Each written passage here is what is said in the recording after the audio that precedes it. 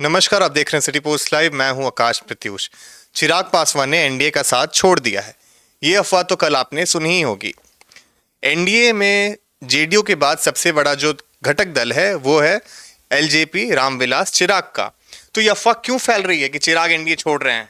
देखिए आकाश जी, आपने बड़ा मौजूद सवाल किया है कि चिराग पासवान पर तमाम जितने भी दल हैं, चूंकि गठबंधन की बात करेंगे तो दो ही सशक्त गठबंधन है, एक एनडीए है और दूसरा जो है महागठबंधन है। तो सबकी निगाहें टिकी हुई है चिराग पे। चिराग पासवान पर टिकी हुई है, और चिराग तो ऑलरेडी एनडीए का हिस्सा है। बिल्कुल।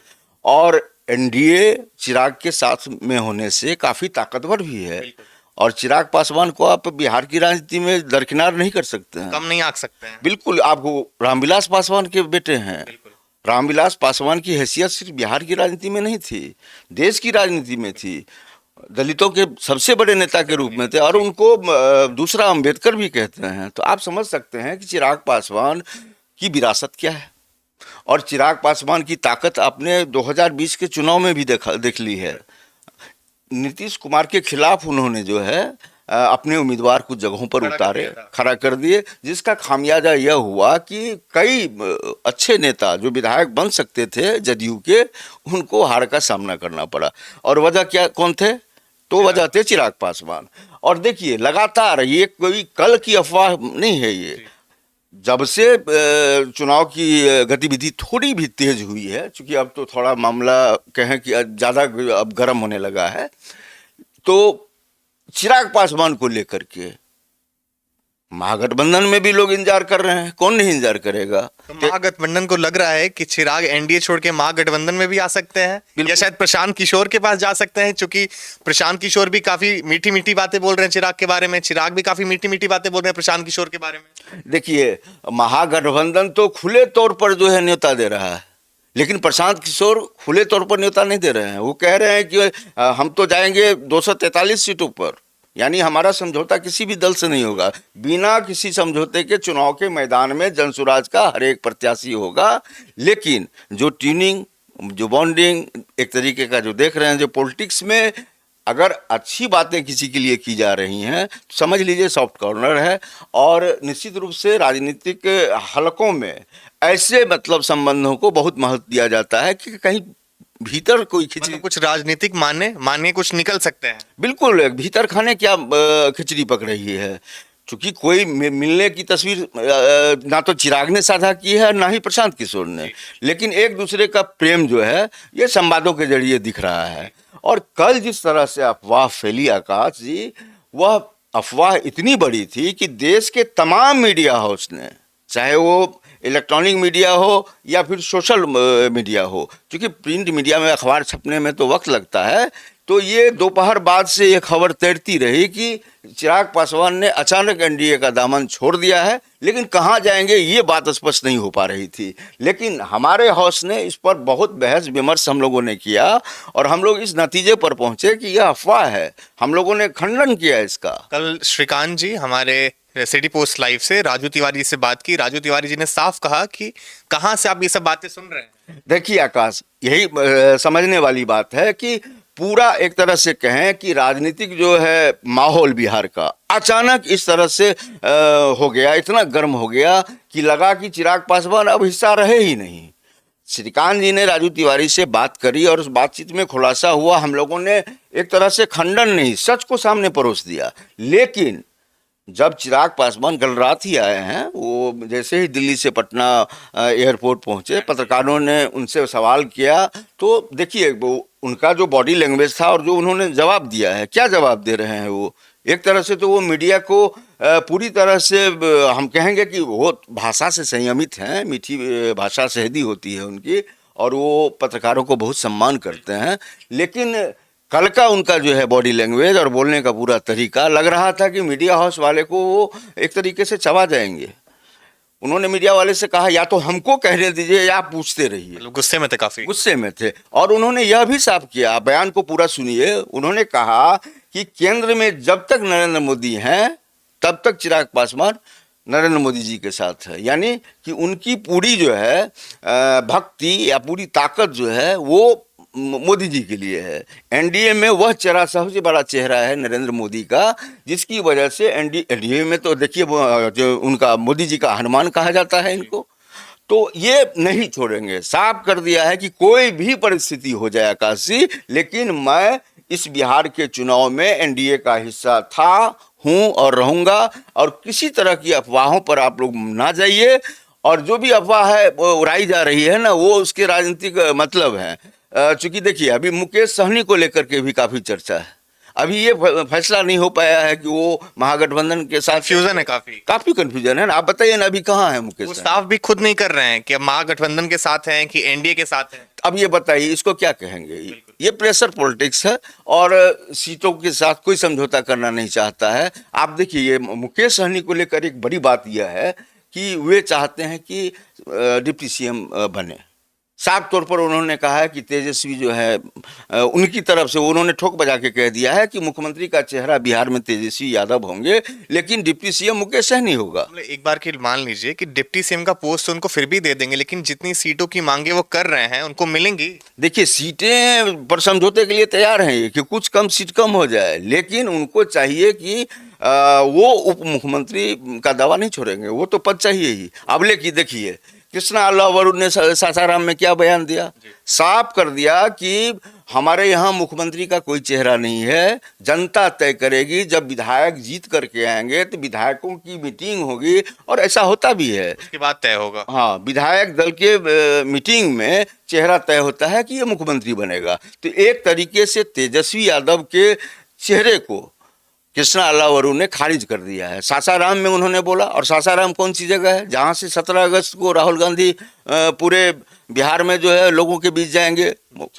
ये वोट चोरी और SIR का जो मामला है, इसके लिए वो लोगों के घर जागरूकता के लिए कि आपके वोट को जो है छीना जा रहा है, आपका जो सबसे बड़ा हक है, हथियार है, मतदान आप करेंगे तभी जो है विधायक बनेंगे, सांसद बनेंगे, केंद्र में सत्ता में चाहे जो भी पार्टी आए, और केंद्र में सरकार बनेगी और राज्य में सरकार बनेगी।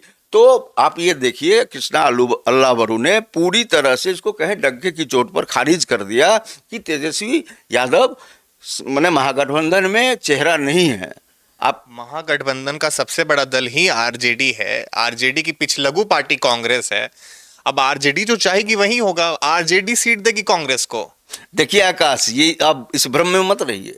पिछले जितने चुनाव हुए हैं उसमें कांग्रेस बैकफुट पर रही है, लेकिन यह पहला चुनाव है। हम लोग अब तो 35 से 38 साल का हमारा अनुभव है, और हमने और श्रीकांत जी ने पूरा कवर किया है। सदाकत आश्रम में रोशनी जलाने वाला कोई नहीं था, लेकिन जितनी हलचल अभी सदाकत आश्रम में है, पहले क्या होता था, जो बिहार प्रदेश का कांग्रेस प्रभारी होता था वो पहले लालू प्रसाद यादव के पास जाकर के जो है घुटने टेकता था, और ये पहले प्रभारी हैं जो लालू प्रसाद यादव से मिले नहीं हैं। तो आप इस बार कांग्रेस को आसानी से मत लीजिए। लगातार राहुल गांधी का दौरा हो रहा है यहाँ। 14 अगस्त से जो है जिम्मेवारी कन्हैया कुमार को दे दी है राहुल गांधी ने कि पूरे देश में जो है आप आंदोलन चलाइए SIR को लेकर के।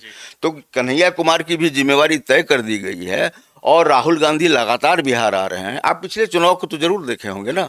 आप हमें यह बताइए कि राहुल गांधी एक्टिव थे ना? बिल्कुल नहीं तो इस बार कांग्रेस फ्रंट फुट पर खेल रही है, और कांग्रेस की बात मानने के लिए तेजस्वी यादव विवश होंगे। इस बार वो कोई समझौता ऐसा कांग्रेस नहीं करने जा रही है जो कांग्रेस को नुकसान हो। और हम आपके जरिए दर्शकों को यह कहना चाहते हैं कि इस बार कांग्रेस जो है चुनाव मैदान में आ रही है, लेकिन निशाना है 2029 का लोकसभा का चुनाव।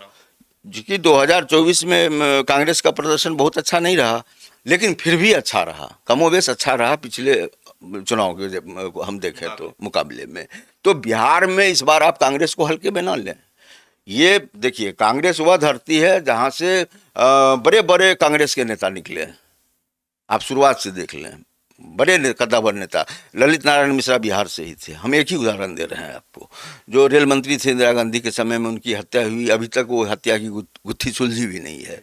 लेकिन कांग्रेस को आपको मत आकिए। राहुल गांधी, आप एक और घटना को मैं याद दिलाना चाहता हूँ कि जो रथ की यात्रा निकली थी यहाँ पर, राहुल गांधी के साथ तेजस्वी यादव थे और भी कई नेता थे, लेकिन कन्हैया को चढ़ने नहीं दिया गया, पप्पू यादव को चढ़ने नहीं दिया गया।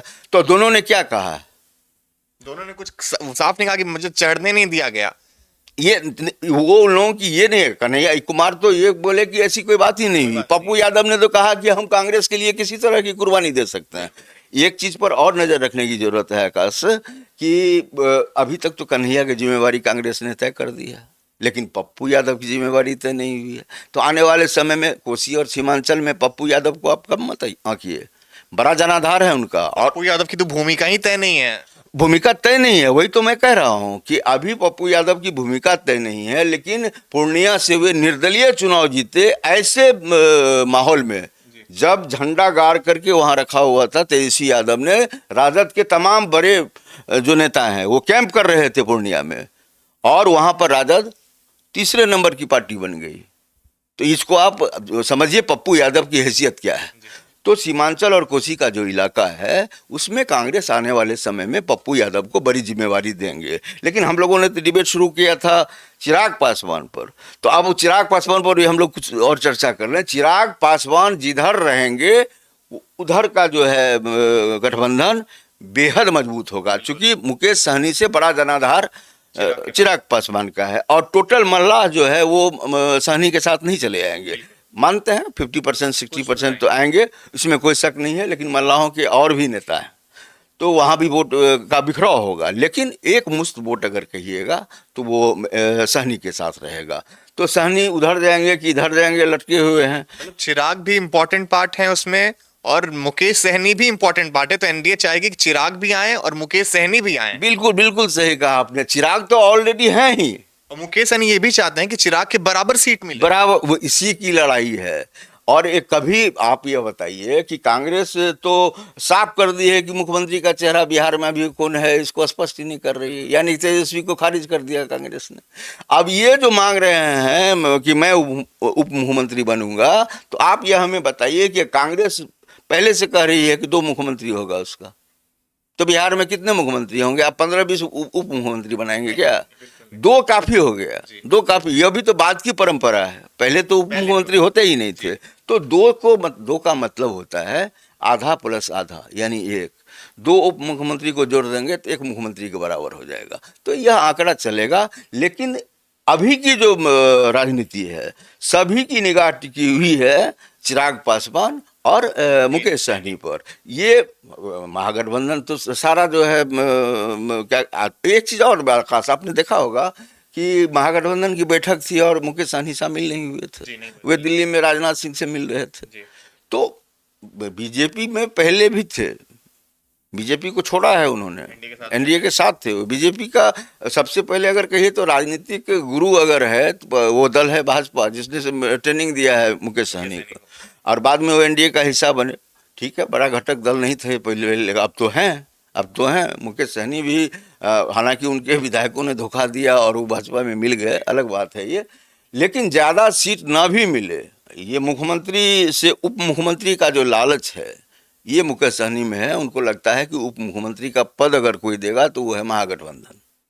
तो वो चाहते हैं कि महागठबंधन किसी तरह गलबहिया जो है लगे उसके। तो हम लोगों की भी नज़र आकाश बनी हुई है।